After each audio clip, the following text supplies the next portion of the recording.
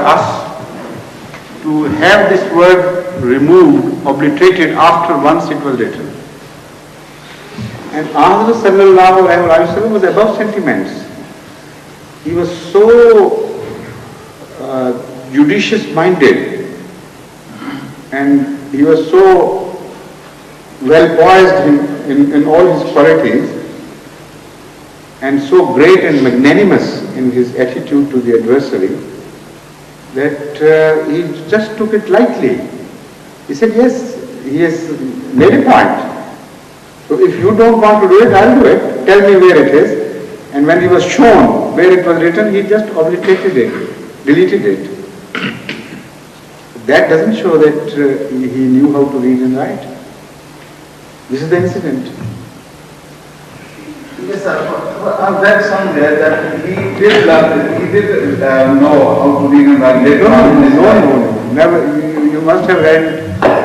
You must have mixed things up.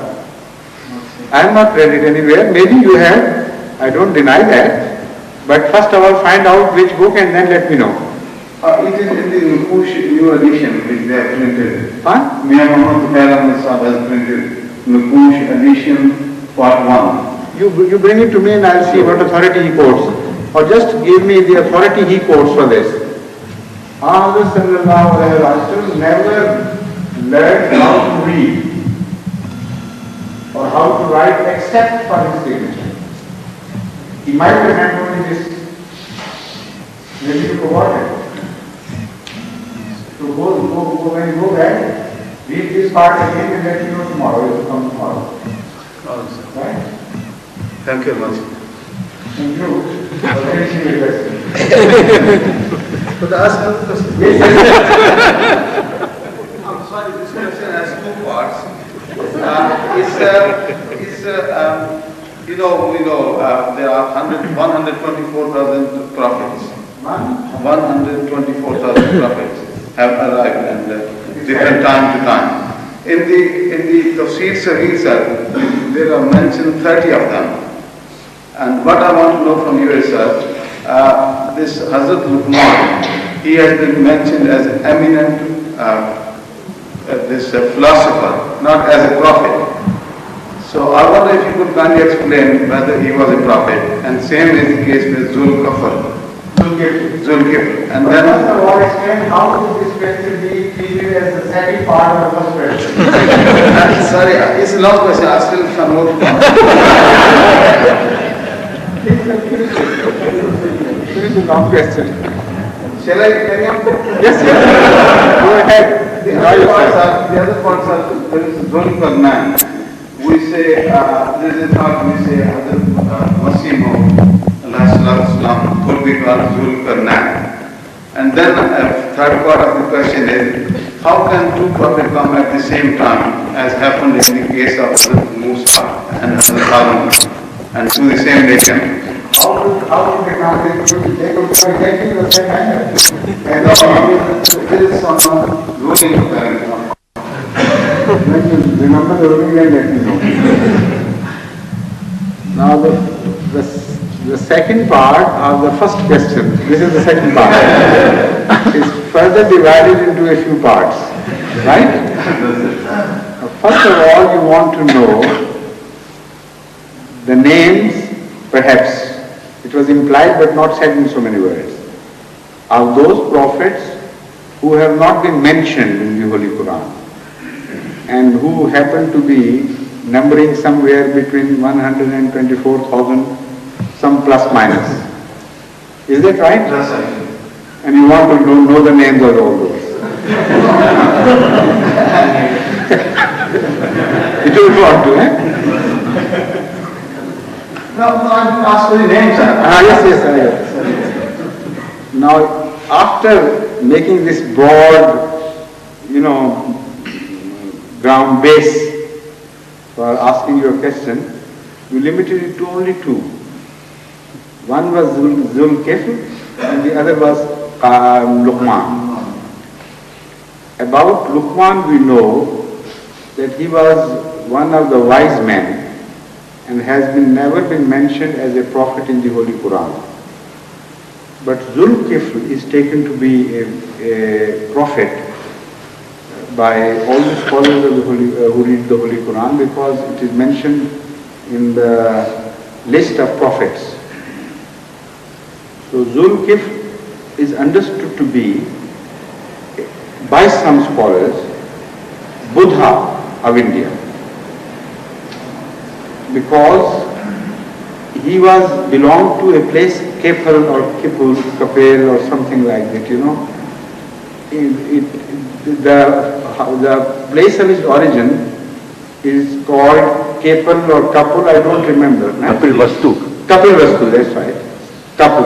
Kapil. So Kifl is the Arabic pronunciation of Kapil. So Zul-Kifl, the one who belongs to Kapil.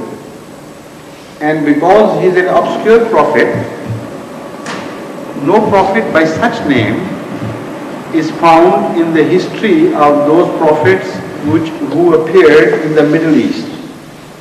So that is an added factor in favor of this theory, that Zul-Kifl, who is an obscure prophet as far as the Middle East goes, belongs to some different part of the world. So we must find out where he was. And when we study the history of other nations and other religions, then this is the nearest possible explanation. So as far as Luqman is concerned, he is taken to be only a wise man. As far as Zul-Kifl goes, this is my conjecture, and I tend to agree with this theory, that it was the Buddha which was mentioned. Some say that there are other prophets as well who apparently are mentioned as Middle Eastern prophets, but who belong to other regions of the world. But it's yet an open question. Some people are investigating on this issue, and I told some Ahmadi scholars to work on this. And this was the first part of the second part of your first question, right? Now, what was the second part of your second part of the question? Yes, I got it, yes. Now, Zulkarnain, as far as I am concerned, this is my unshakable fundamental view, that whatever Hazrat Masih Maud derives 100% from Hazrat Muhammad Mustafa's viewpoint, and not in his individual capacity as such. So originally, Hazur sallallahu alayhi wa sallam is Zulkarnain, according to my reading of the Holy Quran, because he is the one who brought two ages together. He was at the juncture of two ages. He divides the past with the future, and he was to last till the end of the time, so his age has not ended. So whatever age man will find himself in would be the age of Hazrat Muhammad Mustafa sallallahu alaihi wasallam. So the ages behind are the dark ages, or the undeveloped ages, or ages still passing through lesser development stages. And this is the age which has advanced now into a great, glorious, ultimate age where mankind would be brought together as one people. And that golden era would dawn under Islam, under the cover of Islam, and under the acceptance, I should say, the banner of Hazrat Muhammad Mustafa sallallahu alaihi wasallam. So initially he is the Zulkarnain, the one who stood at the Sangam, as we call it in Urdu, or the juncture of the two ages. Now, Hazrat Masih Maud is also at a juncture where he is to bring people from various ages together under the banner of Hazrat Muhammad Mustafa Sallallahu Alaihi Wasallam.